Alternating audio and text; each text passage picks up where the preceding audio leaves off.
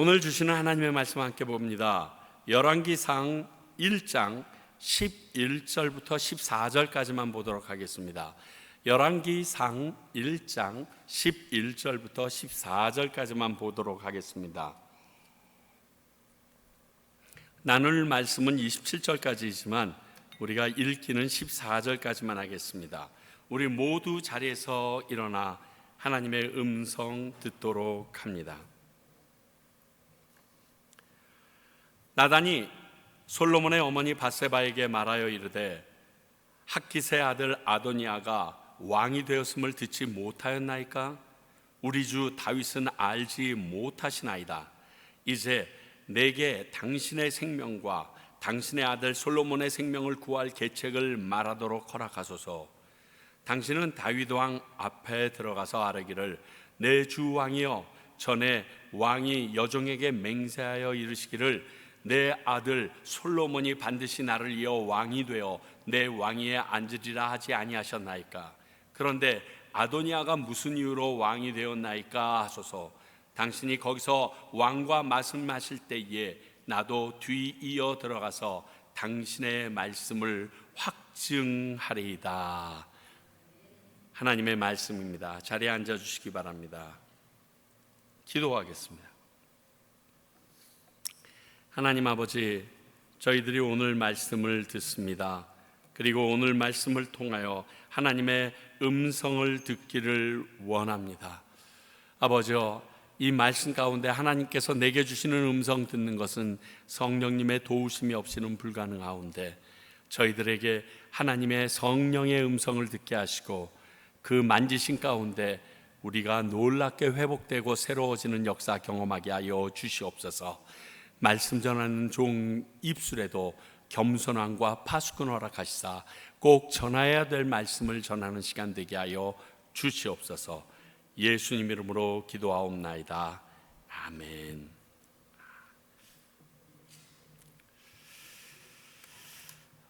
제가 오늘 제목을 사실 한번 바꿨습니다. 왜냐하면 나단의 계략, 계책이라고 했다가 갑자기 나단의 열심이라는 단어로 바꾸었습니다. 왜 제가 나단의 계략이 아니라 나단의 열심이라고 바꾸었을까요? 이 열심을 제가 오늘 말씀을 묵상하기에는 나단이 하나님에 대한 열심으로 보았기 때문에 그렇습니다. 오늘 읽으신 부분 11절서부터 14절까지 이렇게 전략을 짜고 15절부터 20절까지 밧세바가 들어가고 22절부터 그 뒤를 이어서 말한 그대로 나단 선지자가 들어가서 이 계획대로 모든 말씀을 다윗 왕에게 전하게 되어집니다. 그런데 이 일이 하나님에 대한 열심이었다라고 저는 보는 겁니다. 왜 오늘 본문이 나단의 하나님에 대한 열심인지 우리 한번 살펴보도록 하고요. 또 우리가 적용해야 될 점이 무엇인지 우리 함께 나누어 보도록 하겠습니다. 먼저 왜 하나님의 열심이라고 했는가? 왜냐하면 나단 자신의 이득을 위한 행동이 아니었기 때문에 그렇습니다. 나단이 자기의 유익을 구하기 위하여 이 일을 계책했다라고 그러면 제가 열심이라고 표현하지 않고 계략이라고 했을 것입니다. 어쩌면 모략이라고까지도 얘기했을지도 모르겠습니다. 오늘 본문만 읽으면 아도니아에게 버려진, 아도니아의 초대를 받지 못했던 나단 선지자가 살아가기 위한 전략으로 오해할 수도 있습니다. 그러나 지금까지 나단의 모습을 보면 그런 사람이 나단이 아니었습니다. 자, 최소한 다윗과의 관계에서 두 번의 나단의 모습이 성경에 나옵니다. 이전에 그가 했던 일들을 우리 한번 살펴보도록 하겠습니다. 다윗 앞에서 두 번이나 나아가서 그가 전략을 짰었는데 첫 번째는 사무엘하 7장 4절서부터 17절까지 다윗이 성전을 건축하려고 했을 때 나단 선지자가 이를 막는 작업입니다. 근데 이때 사무엘하 7장을 보게 되면 나단 선지자 역시 다윗에게 이렇게 이야기합니다. 여호와께서 왕과 함께 계시니 마음에 있는 모든 것을 행하소서. 지금 다윗이 이렇게 얘기합니다. 본인은 아주 좋은 편백한 집에 있는데 여호와의 법궤는 여전히 장막에 있는 모습을 보면서 가슴이 아파합니다. 내가 여호와를 위하여 이제 온 나라도 통일하였고 많은 것들이 갖춰졌으니 내가 성전을 짓고자 한다라고 얘기했을 때 이 말을 들었던 나단 선지자가 여호와가 왕과 함께 있습니다. 그 생각은 하나님이 주신 마음 같습니다. 그러니까 편안하게 하십시오라고 얘기했었습니다. 그리고서 성전 건축이 합당한 계획이라고 자기의 생각을 덧붙여서 얘기했던 나단이 그날 저녁 집에 갑니다. 집에 갔는데 하나님께서 그에게 나타나셔서 말씀하십니다. 내가 다윗을 통하여서 내 성전을 짓지 않겠다. 그의 손에 피가 많다. 그의 아들이 이 성전을 짓게 될 거라고 말합니다. 그래서 다윗에게 나아가서 나단이 얘기합니다. 내가 그렇게 얘기했었지만 하나님께서 짓지 말라고 하시는데요, 이렇게 당신에게 말씀하십니다. 그러나 당신이 하나님 아버지를 생각하는 그 마음이 너무 좋아서 무진장 축복하신다고 합니다. 당신의 대가 끊어지지 않게 될 거라고 축복하신다고 합니다. 그랬더니 이 말을 들었던 다윗이 그 유명한 기도를 주님 앞에 감사의 기도를 드리는 장면이 나옵니다. 누가 들어도 하나님이 기뻐하실 내용이었지만 하나님이 만류하시니 다윗에게 가서 자기의 생각조차도 틀렸다라고 말하면서 하나님의 뜻을 사심없이 전합니다. 곡해하지도 않습니다. 이게 지금 우리가 생각해 볼 나단 선지자가 가지고 있는 성품이에요. 그는 그냥 하나님이 말했으면 나도 그게 아닌 거라고 생각했는데 그냥 바로 뒤집습니다. 그리고 그 말씀을 죄송합니다. 내가 어저께는 그렇게 얘기했는데 하나님이 그러지 말랬는데요. 여러분, 이 말하는 거 쉽지 않아요. 내가 반대했었으면 그거 봐요 라고 얘기할지, 나도 찬성했는데 하나님이 하지 말랬는데요 얘기하는 거 쉽지 않아요. 근데 하나님이 말씀하시면 그저 직통으로 나누는 게 나단 선지자의 성격입니다. 또 하나는 사무엘하 12장 1절서부터 12절까지 다윗이 간음했을 때 꾸짖는 장면이 나옵니다. 이것은 그의 간음과 신하를 죽인 사건을 비유로 통렬하게 고발함으로 다윗의 잘못을 지적하는 단호함을 보입니다. 후에 이스라엘 왕들 중에서 보게 되면 많은 사람들이 이렇게 하나님의 말씀을 전하는 선지자들을 옥에 가두기도 하고 매도 때리기도 하고 심지어 톱으로 썰어 죽이는 일도 있었음을 감안할 때 지금 나단 선지자가 다윗 왕에게 나가서 당신이 그 죄인이라고 선포하는 거는요, 목숨을 건 직언이에요. 그런데 하나님이 말하라고 합니다. 그래서 하나님의 뜻을 바르게 전달하려고 했던 나단의 성품입니다. 죽으면 죽었지 뭐, 하나님이 전하려다 죽었는데 so what? 그게 무슨 문제야? 이게 나단의 성품이에요. 그는 진정한 하나님의 사람이요, 하나님의 말씀만 전달하는 사람입니다. 오직 하나님의 뜻과 음성만 전달합니다. 자신의 생각과 의견은 물론이요, 위험도 감수합니다. 하나님의 뜻을 바로 알리는 게 그분의 성품이고요, 그분의 할 일이라고 생각하는 우선순위입니다. 사자이며 그 소리 자체입니다. 자기 자신을 돌아보거나 자신의 이득을 위하여 행동하는 사람은 전혀 아니라는 것이 이전에 그의 삶을 통해서 우리는 엿볼 수 있습니다. 그러므로 이번 일도 자신이 살아남기 위한 책략이라고 볼 수 없다라는 것입니다. 그렇다면 이번에도 하나님의 뜻을 이루기 위해서 한 일입니다. 하나님이 선택한 후계자는 솔로몬이라고 하셨기에 선지자 나단은 하나님의 뜻이 거슬러지는 것을 지켜보고만 있을 수 없었습니다. 그 증거가 역대상 22장에 나옵니다. 역대상 22장은 나중에 하나님께서 그에게 나타나서 하나님에게 말씀하시는 내용입니다.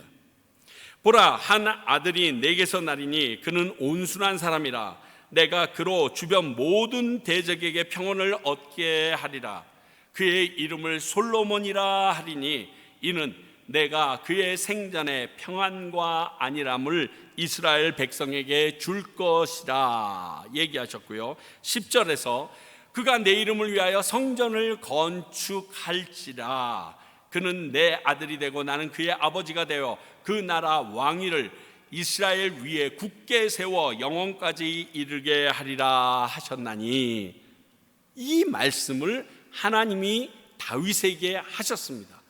그렇습니다. 이를 나단도 기억하고 있었습니다. 아니, 이 말을 직접 들은 다윗도 기억하고 있었을 것입니다.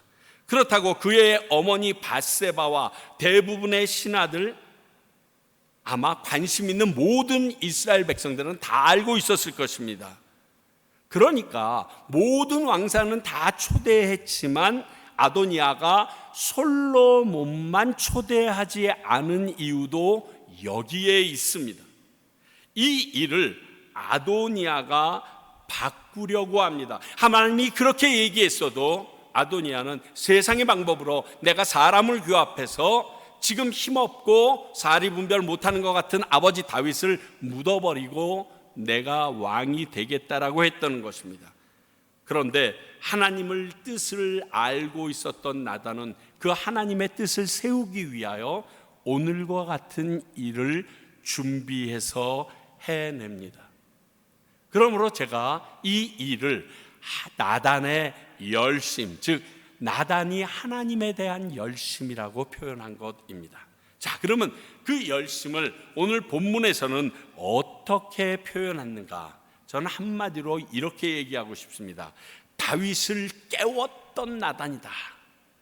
하나님의 음성을 잊어버리고 있었던 그 다윗, 하나님의 뜻을 잊어버리고 있었던 그 다윗을 깨우는 나단의 모습이었다. 그렇습니다.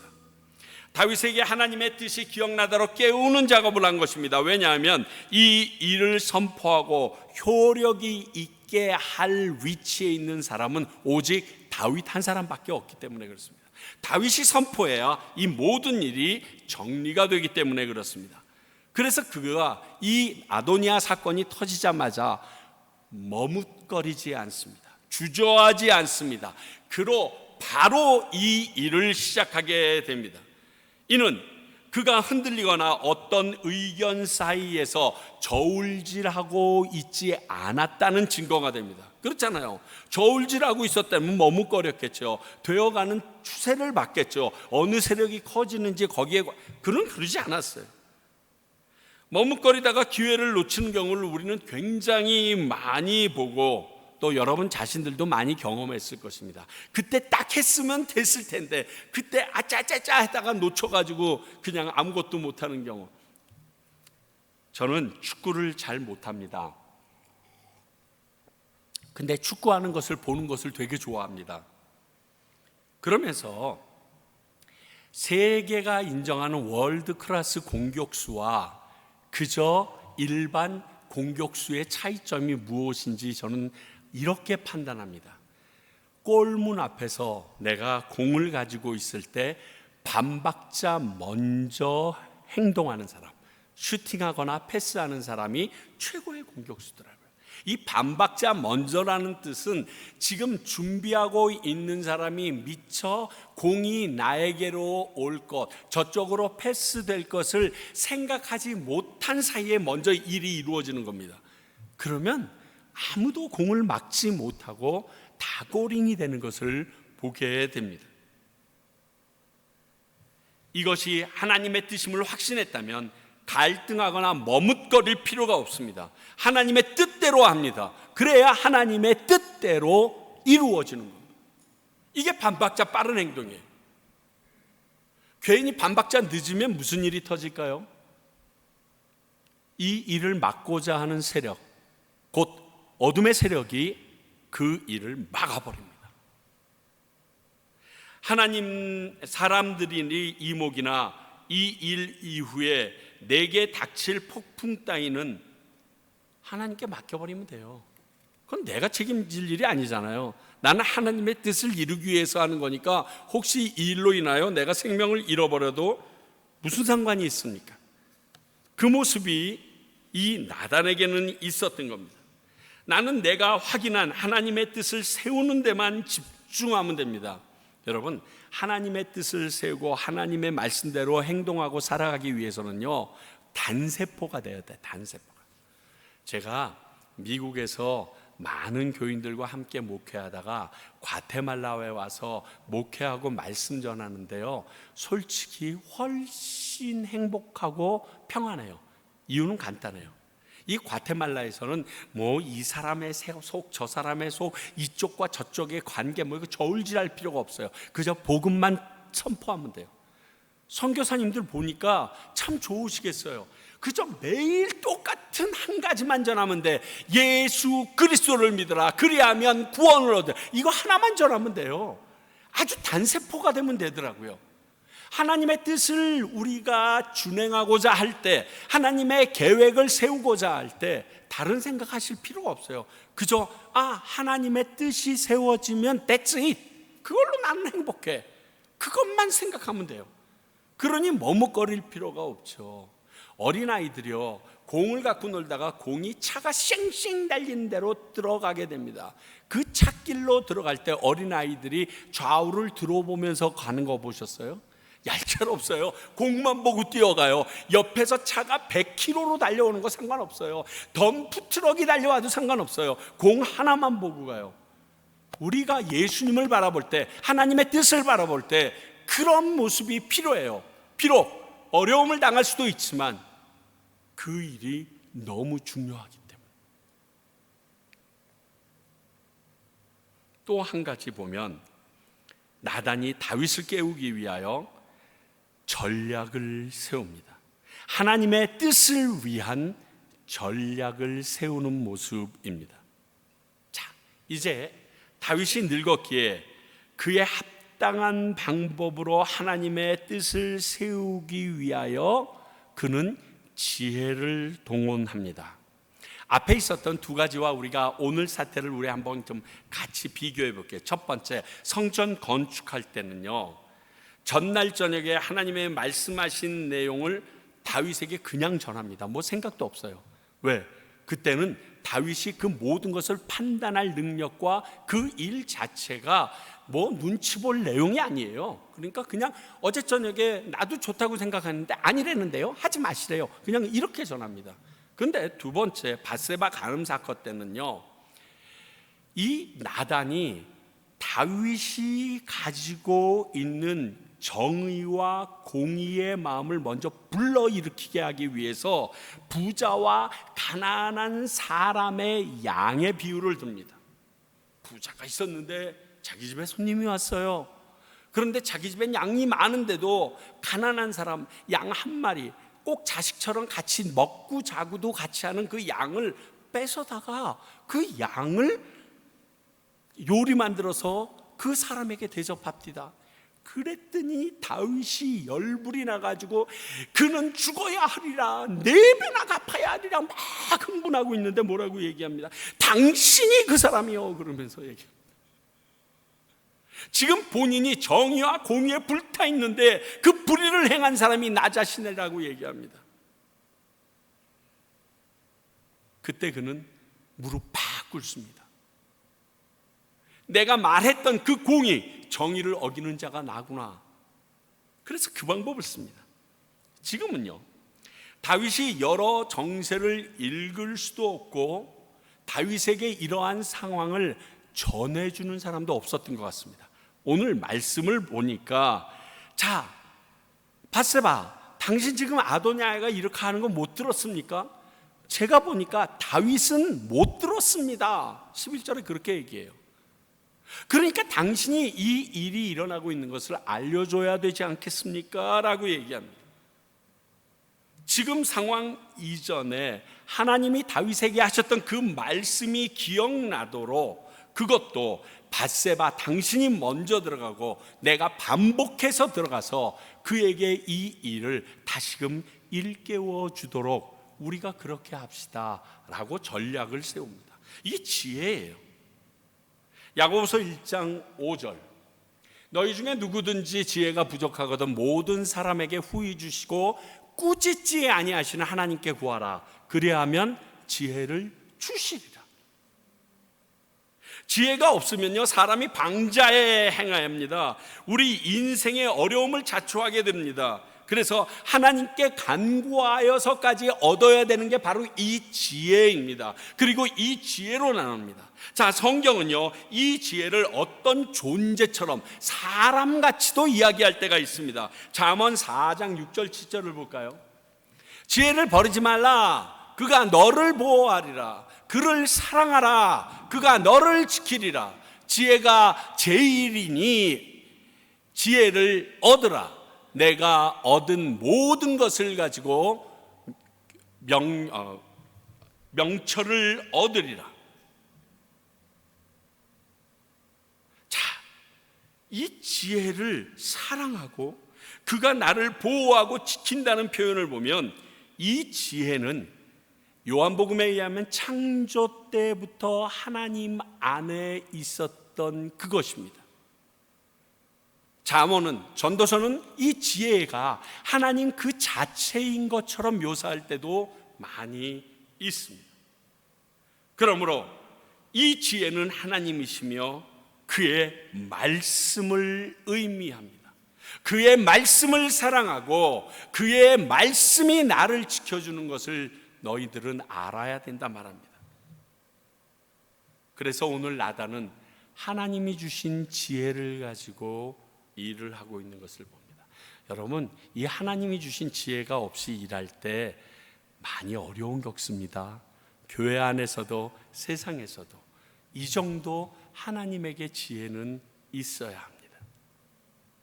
그리고 나단은 다윗이 하나님의 뜻을 이루도록 돕고 있는 것입니다. 나단 자신도 직접 나아가 그 일이 하나님의 뜻이었음을 고합니다. 자, 뒤에 숨어서 다른 사람을 조종하는 부류가 아니에요.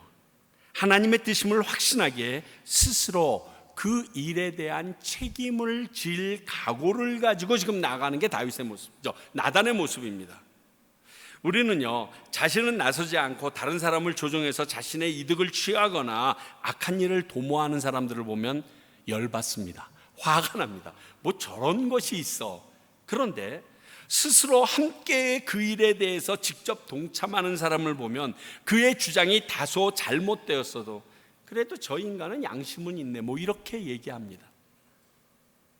용기라도 있네, 뭐 이렇게 두둔해주는 말도 간혹 합니다.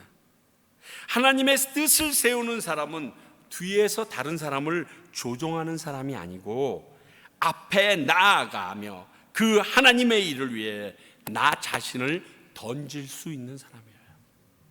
이런 거죠. 부대 앞으로 돌격! 그러고 자기 뒤에서 서 있는 게 아니라 나를 따르라! 그러고 자기가 앞에 튀어나가면서 쫙 따라오게 만드는, 이게 하나님의 일을 하는 사람의 특징입니다. 우리 같이 청소합시다. 그리고 자기 쑥 들어가 버리면 안 돼요. 우리 같이 뭐뭐 합시다. 그리고선 자기가 먼저 목장갑 끼고 뛰어나가야죠.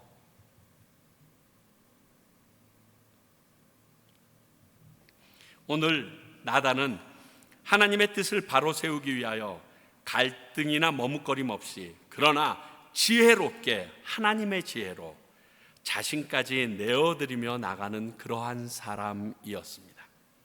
참 멋집니다. 사랑하는 성도 여러분, 우리가 이런 사람이 되어야 합니다. 아니면 이렇게 하나님의 뜻을 이루기 위해 힘쓰는 이런 사람이 곁에 있어야 합니다. 아니, 있도록 해야 합니다. 그렇지 않겠어요? 내가 못하면 누군가 같이 있어야 될 거 아니에요? 그러려면 우리는 다음 두 가지를 기억해야 됩니다. 첫 번째는 나단처럼 하나님의 음성에 민감한 사람이 되어야 우리가 이 일을 이룰 수가 있습니다.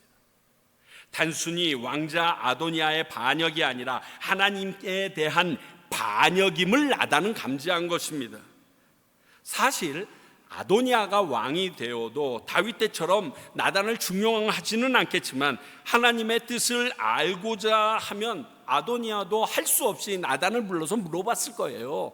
그가 모든 일을 결정했으니까. 이는 나단의 입장에서 누가 왕이 되어도 신변에 큰 문제가 없다라는 말입니다. 그러나 나단은 이 일이 단순히 왕위 계승이 아니라 이미 하나님께서 세우셨던 그분의 계획, 뜻, 이것을 무너뜨리는 것으로 보고 지금 이렇게 나간 겁니다. 여러분, 이게 영적으로 민감합니다. 자, 그 일이 그저 세워져든 말든 나와 상관이 없다라고 가볍게 여길 수 있는데 저게 저렇게 흘러가게 되면 하나님이 원하시는 방법이 아닌데 라고 착안하게 되면 이것을 영적 전쟁으로 분류하여서 생각하기 시작해야 돼요. 이게 쉽지 않습니다. 매일 말씀을 가까이 하고 기도함으로 다윗의 고백처럼 성령님이 그 무엇보다도 중요하다라고 고백하는 사람이 되어야 이 일이 가능합니다. 나 죄 지었는데요, 다 걷어가도 되는데요, 성령만은 걷어가지 마세요. 왜? 내가 이 민감함에서 흐트러지게 되면 사단의 공격인지 내 욕심인지 해도 되는지 하면 안 돼도 되는지 이걸 구분할 수가 없거든요. 나단 입장에서는 상관없었다니까요. 근데 나단이 볼 때 하나님이 이미 말씀하셨는데 이미 하나님이 말씀하신 일을 깨려고 해? 이건 사탄인데? 이건 나쁜 놈인데? 그렇지 않으면 이런 상황에서 하나님이 아닌 자기 중심으로 생각하게 되고 그러다 보면 이 일이 하나님 뜻과 관계에 있음도 생각하지 못하고 넘어가게 되거든요. 지금 나단은 이러한 사람이었습니다. 그러므로 우리가 말씀과 가까이 하며 영적으로 민감해 있지 아니하면 우리가 하나님의 뜻을 세우는 교회, 세우는 사람은 될 수가 없습니다. 또 하나, 다윗처럼 하나님의 뜻을 무엇보다도 중히 여기는 사람이 되어야 합니다. 그러면 나단 같은 사람을 내 옆에다가 둘 수 있습니다. 이거죠. 누가 하나님의 뜻을 말할 때 내가 했던 잘못들을 귀에 거슬리게 말할 때 그때도 자세와 성품이 갖추어져 있어야 된다는 뜻이에요. 이거 사실 어려워요. 내가 왕인데 모든 내 백성의 생사 여탈권을 내가 가지고 있는데 나를 씹어? 나를 공격해? 그런데 그 말이 하나님의 음성이라고 예스해? 쉽지 않아요. 자, 밧세바 간음 사건 때 다윗의 모습입니다. 당시 왕들의 예를 들어 이를 무시하고 이런 지적을 하는 나단을 옥에 가두거나 죽여도 무방했습니다. 지금 보니까 나이로 봐도 나단이 어리네요. 그러나 다윗은 나단의 이 지적을 듣고 뭐라고 얘기하는 줄 압니까? 단 한 절 사이입니다. 네가 그놈이다 라고 얘기하자마자 그 다음 절에 내가 여호와께 죄를 범하였나이다. 여러분, 이게 하나님을 가장 우선시하고 하나님 앞에 코람되어 그 모습이 없다라면 이런 고백할까요, 여러분? 목사인 나도요, 너 잘못했어. 간혹 아내가 여보 이건 아닌 거 아니야? 이렇게 얘기하면요 기분이 확 상해요. 근데 왕이, 주변의 왕들은 다 이렇게 하고 있는데 또 다윗이 밧세바와 동참한 후 선지자 나단이 그에게 왔을 때라는 부제가 적혀 있는 시편이 있습니다. 다윗이 쓴 시인데 그게 시편 51편, 오늘 여러분들께서 함께 부르신 그 찬양입니다. 정결한 맘 주시옵소서. 이게 시편 51편의 내용인데요, 이 시에서 자신을 용서해 달라는 말을 무한 반복합니다. 나 죄인입니다. 용서해 주세요. 우슬초로 씻어 주세요. 나를 정결케 하여 주세요. 주님, 나를 살려 주세요. 내가 영적으로 민감하거나 나단의 경지에 이르지 못했다면 하나님의 하나님 되심을 인정하고 그분의 말씀이라면 최우선순위를 삼을 수 있어야 하나님의 뜻을 세워나갈 수 있습니다. 여러분들이 이런 사람이 되기를 원하거나 평강교회가 이러한 교회가 되기를 원한다면 우리가 어디에 포커스를 맞춰야 되는지 오늘 말씀은 우리에게 정확하게 알려줍니다. 나 자신을 돌아봐야 됩니다. 먼저. 또 모든 일들이 내 주위의 일로 인하여 생긴 게 아니라 나 자신으로부터 있다는 걸 알고 그 다음에 내 주변에 하나님의 민감하여 말할 사람이 있는가 찾는 눈도 있어야 됩니다. 하나님은 이런 사람들을 통해서 하나님의 뜻을 이루십니다. 저는 평강교회가 33년 동안 이곳에 자리하고 있었다는 것을 자랑하는 것이 아니라 오늘 하루만 존재하더라도 그 평강교회는 하나님의 뜻을 바로 세우기 위하여 최선을 다하는 교회였다라고 말 듣기를 원합니다. 여러분, 한 사람 한 사람이 교회에 30년, 50년, 100년 다니는 게 문제가 아니라 저 사람으로 인하여, 저 성도로 인하여 하나님의 뜻이 과테말라 땅 가운데 세워졌다라는 말을 듣기를 원합니다. 우리가 여기에 포커스를 가져야 돼요. 이것을 목표로 가져야 돼요. 그렇지 않으면 오늘 장구한 절수를 통해서 얘기했지만 이 나단이 하나님의 뜻을 세우지 않았다면 아마 다윗의 새는 솔로몬에게도 가지 못하고 기울어 버렸을 거예요. 왜? 약속이 솔로몬을 통하여서 완성된다라고 이미 말씀하셨기 때문에 그래요.